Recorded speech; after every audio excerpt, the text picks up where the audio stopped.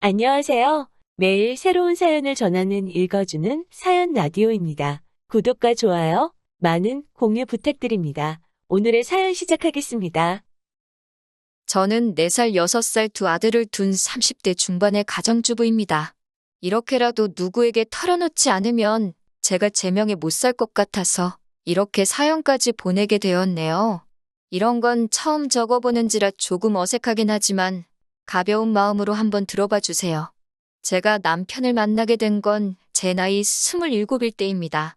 가난한 집에서 태어나 고등학교까지 마친 뒤 사원수 5명짜리 작은 회사에서 격리로 일하다가 지금의 남편을 만나게 되었습니다. 남편과는 지인의 지인을 통해서 만나게 된 사이로 남편 역시 비교적 작은 중소기업에 다니고 있던 평범한 회사원이었습니다. 남편은 남자다운 성격의 친구들을 좋아하는 사람이었어요.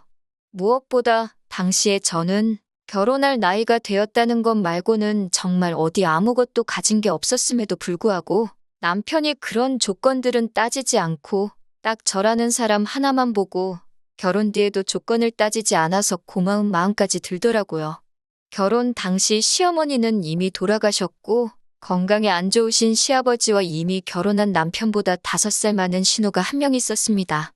남편은 저에게 결혼해도 시아버지는 신우가 모실 거니까 걱정할 필요 없다면서 그냥 맨몸으로 와도 된다며 결혼하자고 하더라고요. 저는 순진하게 그 말을 믿었기에 남편만 믿고 결혼식을 올렸고요. 남편과 결혼을 하고 대충 반년 동안은 걱정거리 없이 행복하게 지냈습니다. 남편이 벌어다주는 월급으로 살림을 하는 게 이렇게 행복한 일인가 싶었어요. 하지만 얼마 뒤 남편은 돌연 이렇게 회사 생활만 해서는 부자가 될 수 없다며 자신만의 사업을 해야겠다고 하더라고요. 제가 갑자기 무슨 사업을 하려고 하냐니까 그런 건 차차 생각해 볼 거라면서 걱정할 거 없다고 하더라고요. 그러더니 일주일도 안 돼서 남편은 마음대로 상의도 없이 회사를 관둬버렸습니다.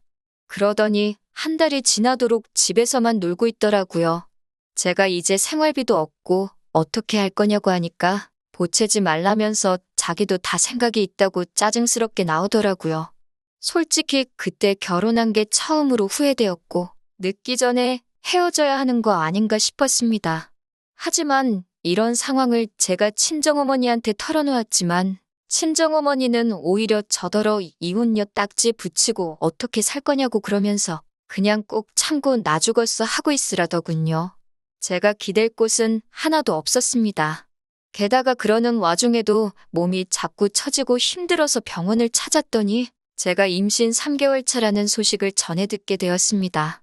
그러니 이제는 어떻게든 남편이 마음을 고쳐먹고 돈을 벌어오게 하고 가정을 지켜야겠다는 생각이 들었습니다. 남편에게 임신 소식을 알리니 그래도 아빠가 된다는 기대 때문인지 아니면 책임감 때문인지 사업한답시고 까불던 거 멈추고 어느새 금방 또 새로운 일자리를 구해서 출근을 하더라고요. 남편은 그렇게 제가 임신해 있는 동안은 또 그럭저럭 회사 생활을 잘 해나가는 듯 했어요. 하지만 남편은 상상 이상으로 끈기도 없고 성실하지 못한 사람이었습니다. 한 회사를 1년 이상 다니지를 못했고 그렇다 보니 좋은 직장에 다닐 수도 없었어요. 새로 다니게 된 직장도 전 직장하고 비교했을 때 벌 이상 큰 차이도 없고 엄밀히 말하면 결혼 막 했을 당시에 다니던 회사와 비교했을 때 오히려 더 적은 편이었는데 하지만 주변 사람들한테 으스대길 좋아해서 주머니에는 늘 돈이 있어야 하는 사람이었습니다. 그래도 아들들에게는 끔찍하게 잘하는 사람이었기에 그거 하나만 바라보고 제가 이제껏 살아왔어요. 아이를 키우는 동안 저 역시 쉰 적은 없습니다. 짬짬이 집에서 할 수 있는 부업을 찾아서 하고 주말에는 남편에게 아이들을 맡기고 근처 모텔에 가서 청소도 하고 그러면서 살아왔습니다.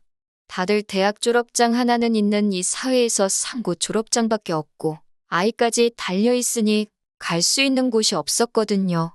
이렇게 힘든 세월을 견뎌오면서도 이혼은 하지 않았던 제가 남편과 이혼을 결심하게 된 건 얼마 전 돌아가신 시아버지 때문입니다. 결혼 당시 앞서 말씀드렸던 것처럼 시아버지는 원래 신우가 모시기로 되어 있었어요. 그런데 신우는 불현듯 아이들 조기 교육을 위해 호주로 떠나게 되었다면서 저희에게 시아버지를 모시라고 하더라고요. 한 달에 200 남짓하게 벌어오는 남편의 갓돌진한 아이까지 있는 저에게는 가혹한 현실이었습니다.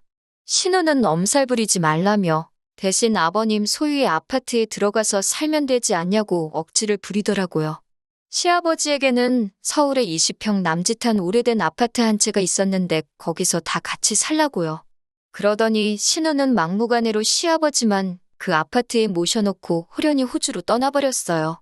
아무리 자식이 중요해도 그렇지 어떻게 자기 아버지를 버리다시피 하고 떠날 수가 있는지 저로서는 도저히 이해할 수가 없었습니다. 저도 부모복은 없는 여자이지만 그래도 저를 세상에 있게 해주신 분들이라 항상 감사하고 죄송한 마음뿐인데 말이지요. 남편마저 저에게 신경 쓰지 말라고 저렇게 놔두면 신우가 알아서 요양원으로 모시든 하겠지 라고 했지만 어떻게 사람이 그럴 수가 있겠어요. 결국 처음에는 일주일에 3-4번 들려 식사도 챙겨드리고 빨래도 해드리고 그랬습니다. 하지만 하루가 다르게 안 좋아하시는 시아버지를 보고 있으니 제 마음이 괴로워서 안 되겠더라고요.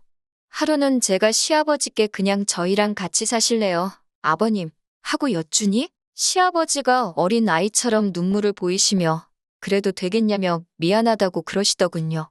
저는 신우에게 연락을 하여 이러한 연유로 내가 시아버지를 모시고 살기로 했다고 하니 잘 생각했다며 며느리도 자식인데 자식돌이는 해야 하지 않겠냐고 하더군요. 그러면서 자기도 먹고 살기가 빠듯하니까 한 달에 20만 원 정도를 보내줄 테니 그걸로 반찬값이라도 보태 쓰라고 하더군요. 솔직히 돈 때문에 시아버지를 모시는 건 아니지만 고작 20만 원 받으면서 신우에게 간섭받게 되는 건 정말 싫더라고요. 저는 그런 돈은 안 보내셔도 되니까 시아버지께 연락이나 자주 드리라고 했어요. 아무리 제가 잘해드려도 며느리가 딸보단 나을 수는 없을 테니까요. 그렇게 시아버지를 5년 넘게 모셨습니다. 사실 저는 친정부모님의 사랑을 많이 받고 자라지는 못했습니다. 친정어머니는 제가 초등학생 때 친정아버지와 재혼을 하신 분이었기 때문에 정확히는 저의 친어머니는 아니시거든요. 저를 미워하지도 구박하지도 않으셨지만 그렇다고 저를 자식으로 사랑해 주시지도 않으셨습니다. 저와 친정어머니의 사이에서 친정아버지는 아무런 역할도 해주지 않으셨고요. 하지만 시아버지는 저에게 참 다정하신 분이셨습니다. 신우가 시아버지에게 이따금씩 용돈을 보내면 아버님은 그걸 몰래 꼭 가지고 계시다가 저에게 얼마 찔러 넣어주시며 티셔츠라도 사 입어라, 커피라도 사 마셔라 하면서 주셨어요. 이따금씩 저에게 앉아서 좀 쉬라며 대신 설거지를 해주시도 하셨습니다. 친구분들과 약주라도 하고 오시는 날이면 꼭 우리 며느리 먹으라며 간식거리를 사들고 오시는 분이셨어요.